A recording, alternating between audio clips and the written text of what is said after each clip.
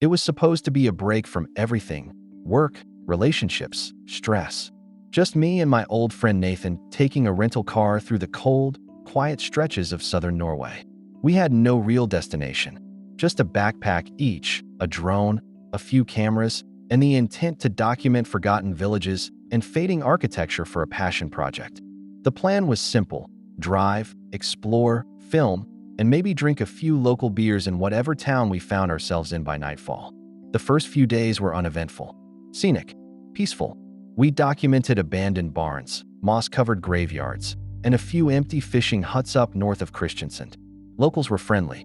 Too friendly, actually, like they hadn't seen outsiders in a long time. But everything shifted on the fifth day. We were following a narrow forest road, no name on the signs, just coordinates Nathan pulled off some archived military maps. It led deep into a wooded region called Setesdal, which the locals in a nearby village had warned us not to go near. I remember asking why.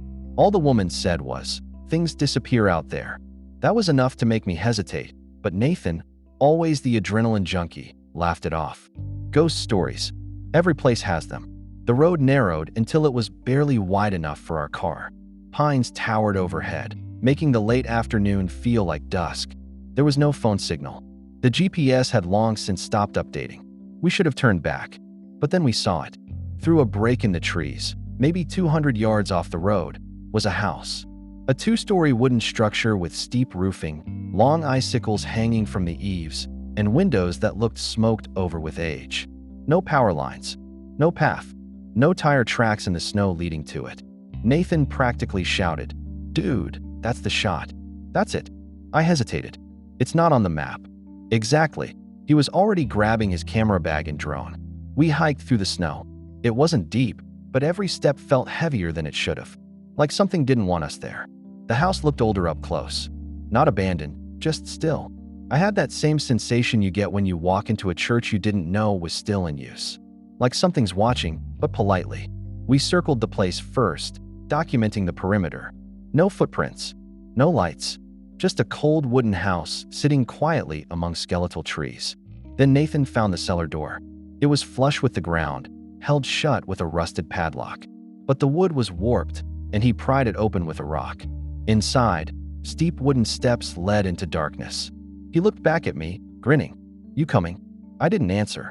I should have said no. He went in first. I followed, using my phone flashlight to navigate. The stairs creaked with every step, and the air turned sour, like wet stone and old meat. At the bottom, we found a root cellar. Mostly empty. Stone walls. A few shattered jars. Some broken tools. And something strange, a wooden chair facing the wall. Not the center. Not the door. Just one corner. Nathan aimed his camera and said, "Looks staged. Like Blair Witch shit." Then we heard the footsteps. Upstairs. Heavy. Slow. One at a time. We froze.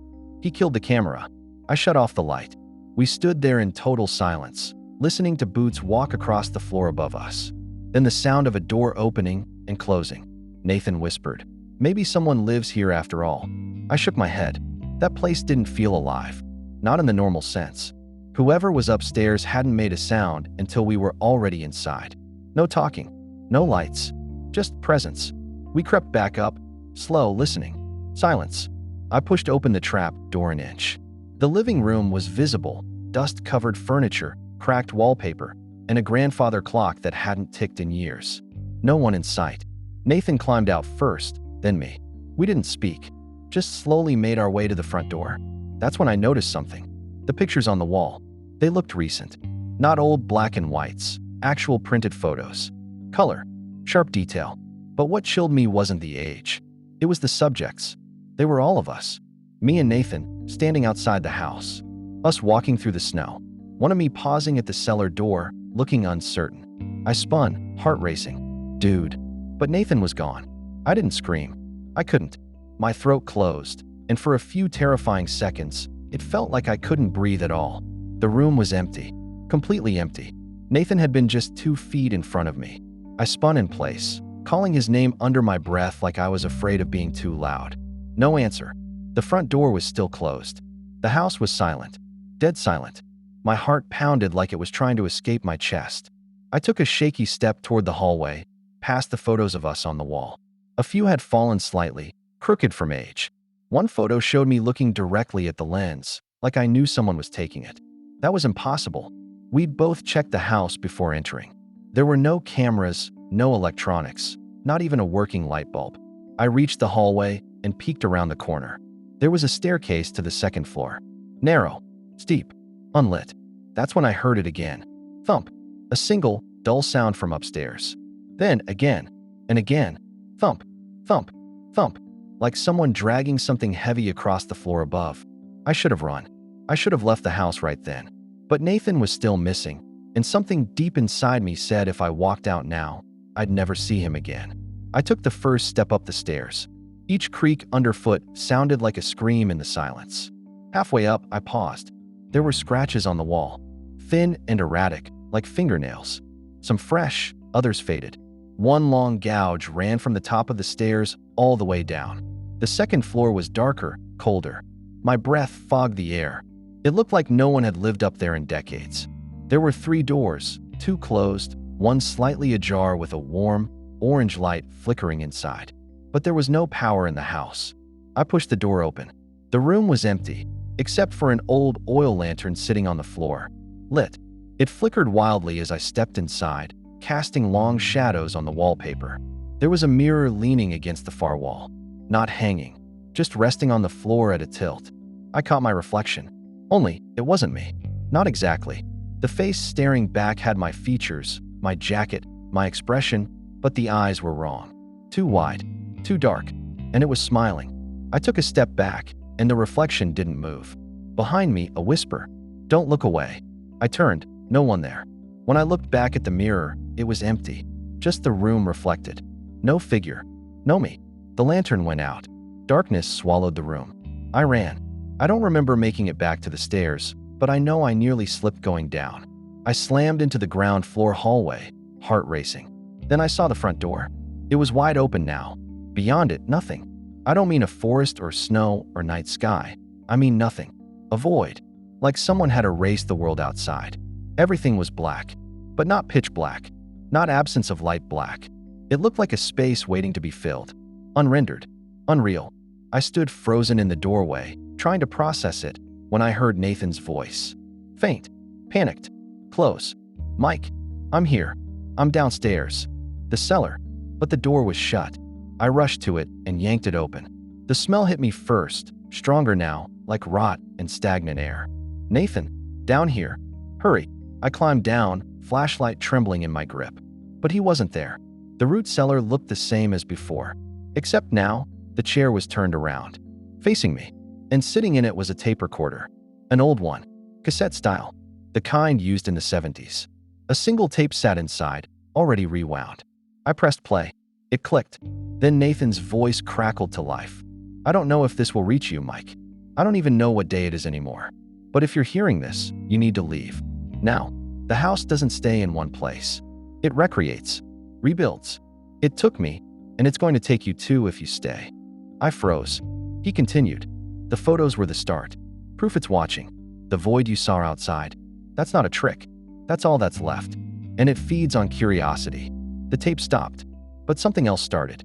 A sound from the dark corner of the cellar. Breathing. Heavy. Rhythmic. Not mine. I turned toward it slowly. The flashlight flickered once. Then again. And then it went out. The darkness was total. I froze, clutching the useless flashlight like it could protect me. Something moved in the black. Slow. Deliberate. It scraped softly against the dirt floor, pausing after each step like it was listening. I didn't breathe. My body refused to move. Then, a whisper, right beside my ear. "Stay." I stumbled backward and hit the wall hard. My hand found the staircase rail. I didn't look behind me. I couldn't. Whatever it was down there, it wanted me to see it. And I knew, if I did, it would be the last thing I ever saw. I ran. Up the steps, through the narrow hallway, past the still open front door and the pulsing black nothing that waited just beyond it. I didn't care what was out there. I just wanted out of that house. But as I ran through the doorway, I felt resistance, like breaking through cling film or jelly. The air turned thick, then thin. Sound vanished for a moment. I felt like I was underwater. And then I was outside. But not outside the same house. I turned back and gasped. The house was gone, just forest behind me. Snow-covered pine trees, dense and unmoving. No footprints, no broken branches, nothing. I looked down. My own tracks were the only ones. But they stopped abruptly behind me, as if I'd appeared out of thin air. For a moment, I thought I'd imagined the whole thing.